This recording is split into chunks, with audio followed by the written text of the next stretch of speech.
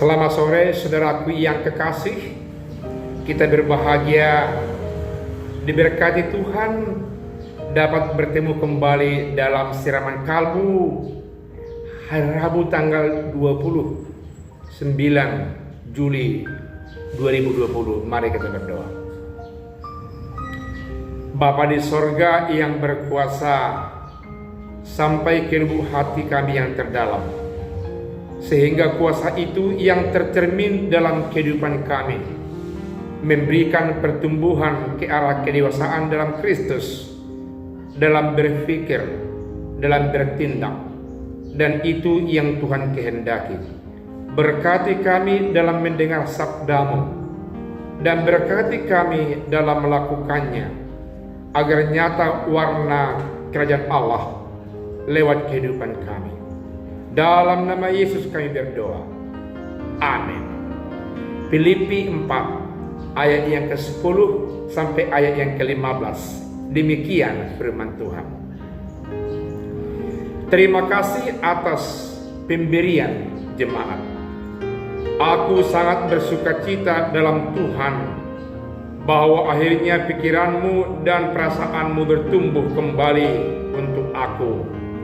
Memang selalu ada perhatianmu, tetapi tidak ada kesempatan bagimu. Kukatakan ini bukanlah karena kekurangan, sebab aku telah belajar mencukupkan diri dalam segala keadaan. Aku tahu apa itu kekurangan, dan aku tahu apa itu kelimpahan. Dalam segala hal dan dalam segala perkara, tidak ada sesuatu yang merupakan rahasia bagiku, baik dalam hal kenyang maupun dalam hal kelaparan, baik dalam hal kelimpahan maupun dalam hal kekurangan. Segala perkara dapat kutanggung di dalam Dia yang memberi kekuatan kepadaku.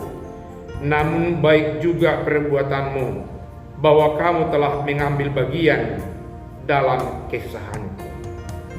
Kamu sendiri tahu juga, hai orang-orang Filipi, bahwa pada waktu aku baru mulai mengabarkan Injil, ketika aku berangkat dari Makedonia, tidak ada satu jemaat pun yang mengadakan perhitungan hutang dan piutang dengan aku selain daripada kamu. Demikian firman Tuhan.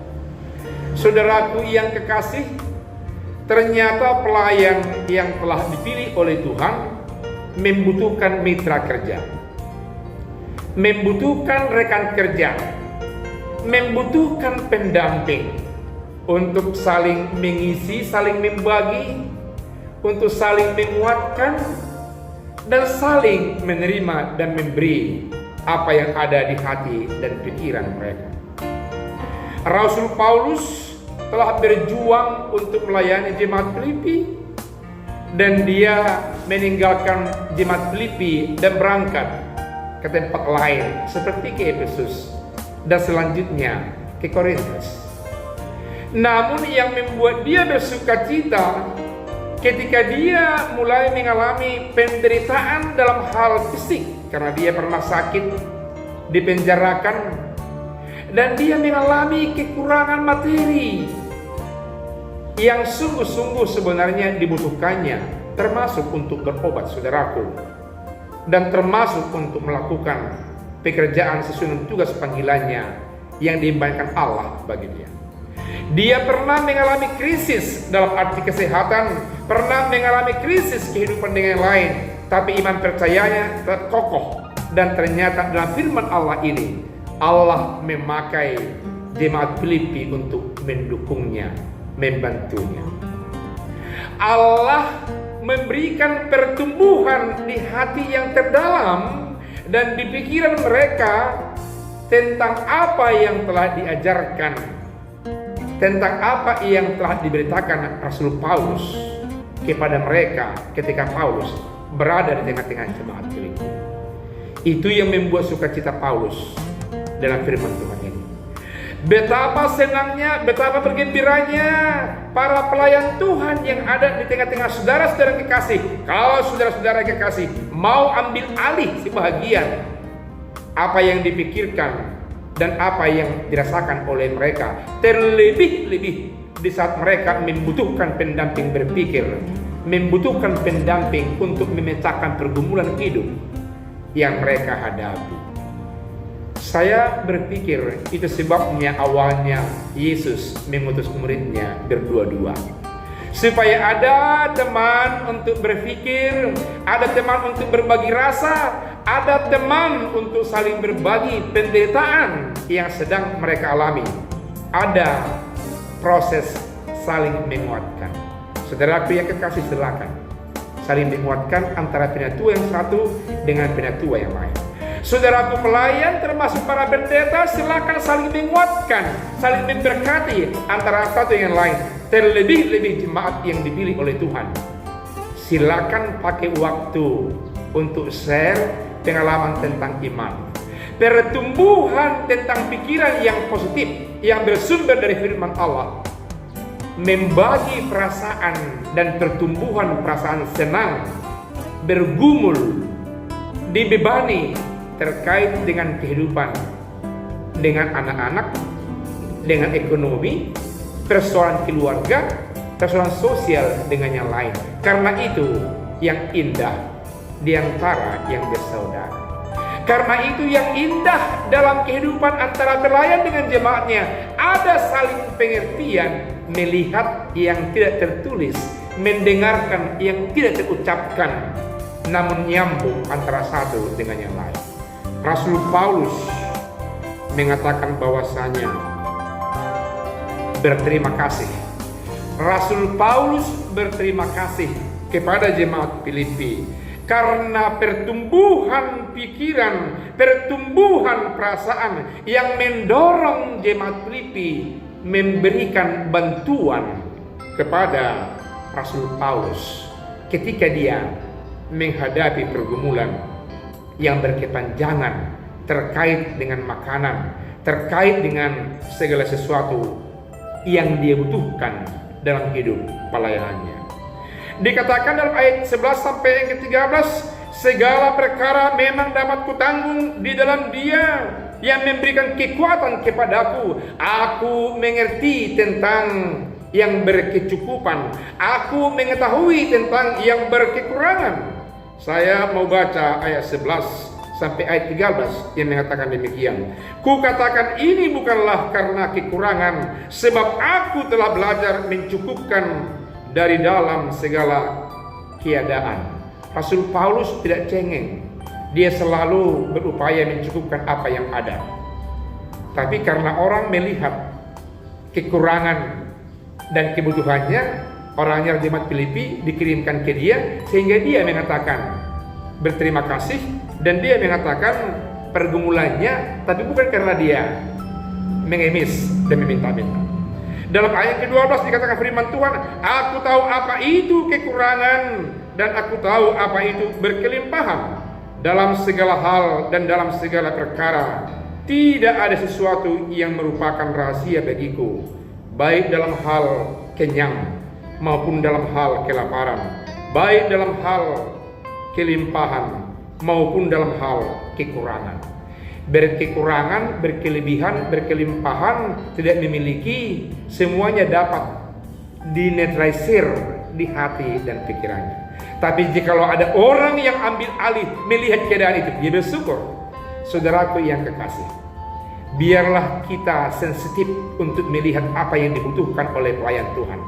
Biarlah saudaraku sensitif belajar melihat yang tidak kelihatan oleh mata fisik. Belajarlah kita memahami kata yang tidak harus diucapkan secara verbal dan dalam suara yang nyata. Biasanya terhadap mereka yang menjadi pelayan Tuhan yang membutuhkan pertolongan kita. Saudaraku yang kekasih, dikatakan oleh Paulus kepada mereka bahwa kamu telah mengambil alih segala sesuatu yang menjadi pergumulanku. Jelasnya dikatakan dalam ayat 14, namun baik juga perbuatanmu, bahwa kamu telah mengambil bagian dalam kesusahanku. Sekalipun menjadi hamba Tuhan, sekalipun menjadi pendeta, sekalipun menjadi penatua, sekalipun orang yang setiap saat bersama-sama dengan Tuhan Yesus, akrab berdoa bersama dengan Roh Kudus, meminta kepada Allah Bapa di sorga, bukan berarti semuanya aman dan nyaman dan hal kebutuhan. Dan siapa yang dipakai Tuhan seperti alatnya untuk hal itu?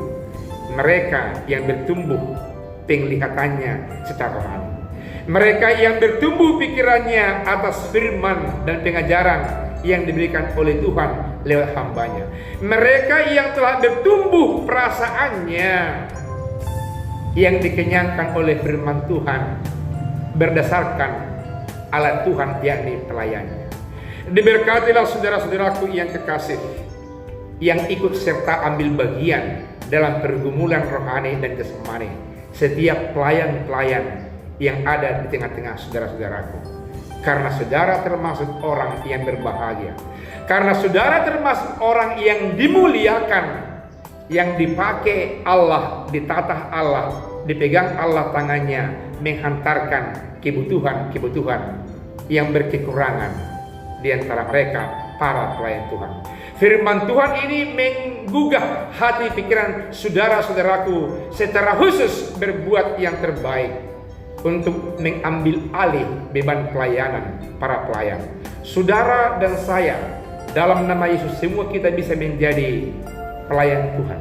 Karena itu berkemungkinan, karena itu berpeluang antara kita sama kita untuk saling melihat, saling menangani, saling menopang, saling membantu, saling berpegangan tangan untuk melakukan tugas yang mulia yang diembankan Allah kepada kita. Seperti Paulus yang terus-menerus melayani, tapi ada jemaat yang menopang, yang kali ini diberitakan adalah jemaat yang dari Filipi.